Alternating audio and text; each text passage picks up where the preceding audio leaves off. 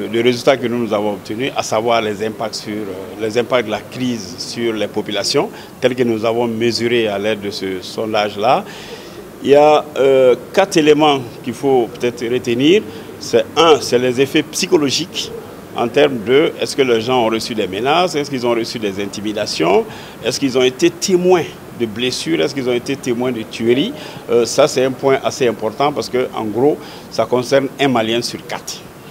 Le deuxième élément à ce niveau-là, c'est la perte d'emploi. Je crois que des individus ont connu des pertes d'emploi suite à la crise ou ont connu des changements d'occupation suite à la crise. L'autre élément, c'est l'abandon de maisons.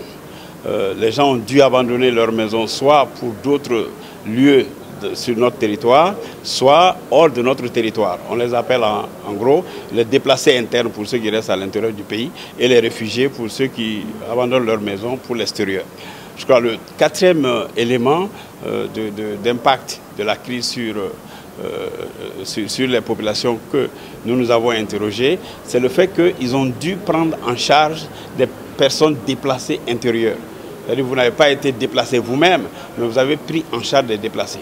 Et ces résultats-là sont assez importants. Si on met l'un dans l'autre, pour ce qui est de ce premier groupe d'effets ou de résultats que nous avons obtenus, c'est quand même un Malien sur 3 qui a été affecté d'une manière ou d'une autre par la crise. Tous les séquelles, je crois qu'il y a 3 éléments importants que nous avons obtenus. 1, les populations interrogées redoutent un peu que le pays ne perde ou ne soit amputé d'une partie de son territoire.